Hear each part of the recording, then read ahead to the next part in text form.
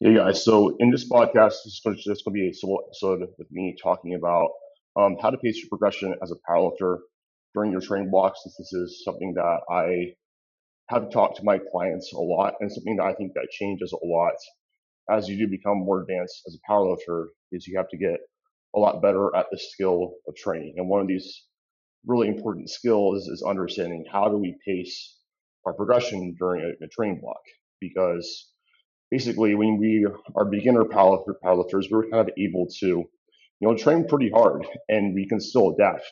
And there's a few reasons for this, but the two ones I can mainly think of is number one, we are not strong enough to induce a lot of fatigue. So essentially, our stimulus to fatigue ratio from training is skewed in the favor of fitness. So we really never actually sum up enough fatigue to really be super worried about that as beginners. And then the second thing is going to be, as we get to be more advanced, we become less training sensitive. We basically become more used to a stimulus. We have to sort of change how we approach training. And it's essentially the time course for adaptations becomes longer. This is mostly due to what's called the repeated bound effect. Essentially, as you keep doing a certain task, your body is going to adapt to that, get pretty used to a certain stimulus because, like, from a biological standpoint, our bodies just want to survive.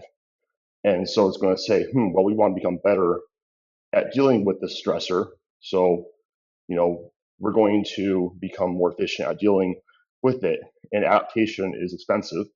For example, like becoming stronger, and whatnot, it gets harder and harder and harder as we keep getting stronger because of negative feedback loops in our bodies. And our bodies want to maintain homeostasis. And the further away that we get from homeostasis, we have to push our bodies even harder. And we have to be more patient with how we are also approaching training. So there are really a few goals during a training block. But the number one is going to be really just getting stronger throughout until you get to a peak condition where your strength is highest before something called cumulative fatigue interferes with your ability to adapt. There are two kinds of fatigue that we deal with as powerlifters. There's acute fatigue and there's cumulative fatigue. So acute fatigue is basically your day-to-day fluctuations in fatigue. We basically, most of the people who do train as powerlifters, we know that we have a we have sorry. So as we train as powerlifters, we have days where we are strongest. We have days when we are, a little bit weaker, and that's basically due to acute fatigue patterns. And if you have a good coach, they should know how to really design a training week, a training microcycle that's going to allow you to get stronger over time and really understand also like what days are you going to be strongest on so you can be peaked each day on one lift. Because for strength, what mostly matters is that we are able to push highest intensities one day of week because intensity is the number one driver of strength stimulus. And so with acute fatigue, that's just going to be day-to-day fluctuations in strength and whatnot. Whereas cumulative fatigue is something that just rises throughout the training block as you're getting stronger, because there's a certain amount of training volume that you need to do in order to progress as you get more advanced. You're going to get to a point where you need to push your body harder. This comes back to, again, what I said before, negative feedback loops, adaptations being harder to get, or the volume you have to be at in order for you to make your best progress is by definition unsustainable. So we need to have, periods of time where we dissipate that cumulative fatigue, drop it down, and then we're able to, have by ourselves several weeks of productive training where we can get stronger before cumulative fatigue becomes an issue. And really, cumulative fatigue is inevitable, is an inevitable part of training. It's really going to catch up to us no matter what we do. But we can actually try to, basically modify our training to get the most out of our acute fatigue patterns, to not let the cumulative fatigue rise too fast, by how we progress into our intensity or our load on the bar week to week. So most modern powerlifting programs pass the beginner stage. So just for like complete transparency, I do something a little bit different with more of my beginner lifters. And I think what most powerlifting coaches do. I actually give my powerlifters pretty high average intensity, less volume, because I want my beginner powerlifters to learn how to work hard. I want them to understand where their limits are and really get, really challenge their technique. So typically it's like, I'll just give RPE 8 week after week after week and just let a linear progression take care of its thing, because the data from what I'm aware of and what I've looked at, now it's limited, so take that for what it's worth. Um, Linear periodization seems to be best for beginners, whereas more of a DUP seems to really be the meta for more advanced lifters, and that's again because we have to manage our fatigue, because more of a part of training that we have to manage. So most modern powerlifting programs past the beginner stage incorporate a dynamic RPE system, where basically you'll see maybe you start with lower RPEs, say around RPE 5 to 6, and you progress towards an 8 to a 9 RPE. And the reason why this works better is because really above 70% of our max, we're basically getting a similar stimulus for strength. And really, most of our base strength is really developed between that 70 to 80 to 85% range, whereas peak strength is more 85 to 95%. And so as we're progressing throughout a block, you start off with lower RPE, whereas we're getting a very similar stimulus to a high RPE with less fatigue. Now, the obvious question arises, well, why the hell would you even go above like RPE 7, like if you can make good strength gains? And that's because, you guys can look at the podcast I did with Brian Miner where we discussed this. There are certain adaptations that we get from higher intensities that we just cannot get from lower ones. So that's something to really, it's our sport is lifting heavy shit. So we need to practice lifting heavy shit every once in a while, but understand that, basically how we design this dynamic RPE system is based off the lifter's time to peak. So basically, how long does it take for you to reach a peak physical condition where you're getting stronger by we're basically looking at our estimated water at max throughout a block, seeing is that going up across the weeks.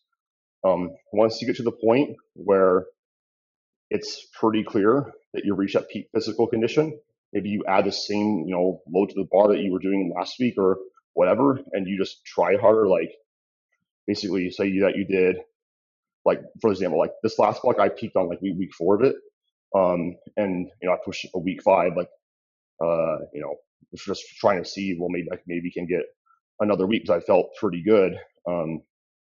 I did 650 for 2 at RPE 8. Then the following week I did 651 at RPE for 2 at RPE 9. I was actually strongest on that week 4, even though I lifted more weight on week 5 because all I did was just try harder. So that's where we can basically know that, hey, Adam peaked on this week. 4-week ways are the move for this lanky motherfucker.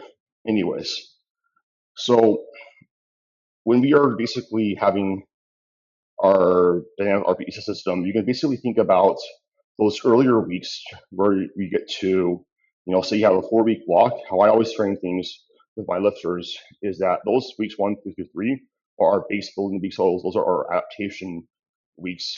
And then our week 4 is more like the test week, basically say, okay, how strong are we at the end of this block? And then kind of just go for it. Now still, hitting an RPE target. I typically do not program above 95% of intensity thresholds. That basically means that you look at an RPE chart and you say, oh, cool, like, 86% is an RPE 10, like a set of 5, and you take 95% of that for an intensity threshold.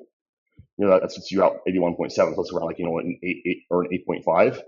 I typically don't program above that for most of my lifters, just because I find that it's not very like productive, and I think you're getting plenty of good stimulus from that anyways. But essentially, how do we basically progress week to week? How do we know how big our jumps should be, etc. So what I typically do for most of my lifters is I tell them to go off of really just wherever that first week is. Like, just really the most important thing is being honest with yourself about knowing the RPE. Depending on how you do manage your fatigue, either doing a wave load or a deload approach, you're going to feel different. Depending on, so for example, like a week one, like a wave load approach, you typically don't reduce down much. They're basically going from your highest intensity week into week one.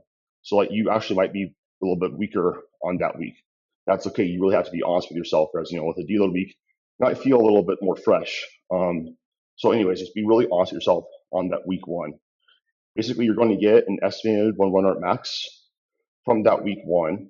And then I basically use that max from that week to inform, the jumps that I should make this next week. What is the range of load I should hit for next week? So say that I hit 200 kilos at an RP6 for a triple. That basically spits me out at 242.5 estimated 1 rep max. When I am essentially just looking at my ranges, I'm going to look at, okay, cool, I have a triple at RP7 next week. That spits me out at like 205. I would give myself a plus or minus 2% range, and basically I go off of my warm-ups with how I feel. Typically if you've been powerlifting for enough time, you should have certain weights you can get to that are heavy enough that will allow you to gauge, well, how strong am I on this day? And that will help inform your training decision for that week. But a really important part here is just understand, again, adaptation precedes our ability to overload. And so, the really main thing that I found dictates time to peak for most lifters and, how they pace their progression is how many exposures do we need before they start actually feeling like they're getting stronger. Some people have a pretty fast response and some people don't. The key is be patient, wait for that overload to start to kick, sort of that for adaptation to kick in. Then we can start to overload that later on in the blocks. So again, just to reiterate, essentially, always try to hit your RPs every single week. Use the estimated 1 rep max from each week to inform next week's rate of progression. Now, a typical caveat I will say is that, you can also sort of make this a little bit more dummy proof in saying, well, typical rates of adaptation are going to be around 3 to 5% load per week. So I can essentially plan on that much load, week to week and say, well, that's my range or whatever. And that works out pretty well too. But really just be open and honest with yourself about things. And even honestly, like slightly undershooting our RPs, obviously not trying to sandbag things, but getting a little bit undershot in like the first couple weeks is probably a little bit better than the overshooting, because you're going to basically be much more in a better spot to make those adaptations and actually make jumps week to week and get stronger. And again, I think this is so important because I see so many times lifters just completely spinning their wheels and getting really frustrated because they just do not know how to pace their progression correctly. And so, really learn how to do this. Now, as you train, as you keep, going throughout your training career, you should get a pretty good idea of about how your training blocks go. Maybe you get a really, really big peak on week 4. Maybe it's pretty linear. Maybe it's kind of nothing, and then all of a sudden, Mike Deshear talks about different adaptation responses too. There's type A, which we all think about, which is like, oh, my estimated run max is consistently always going up. Sometimes it's not that. Sometimes people literally get a little bit worse before they start to get exponentially better, or a type B response. And other people tend to be like nothing, nothing, nothing, nothing. And then the last week of their block, they have an exponential increase in adaptation. So again, just another be type C response. So just be aware of that. You have to wait until the end of your blocks anyways before you make changes, because you're not going to, it takes about that long to make, noticeable adaptations within a training block. One last note is that I think that for most powerlifters, I think that shooting for a 5 pound PR on squat and deadlift, and a 2.5 pound PR on bench press is a really freaking good idea every single walk. Now, if you have more, obviously take that as long as you are within the RPE. But if you think about over the long run, if you can consistently do that month after month, you're going to be 150 pounds stronger on your total, at the end of the year. I don't know about you, but I would take that in a heartbeat. So just something to keep in mind. I'm going to link an Instagram post I made on this that you guys can reference, but hopefully this is helpful. And thank you guys for listening.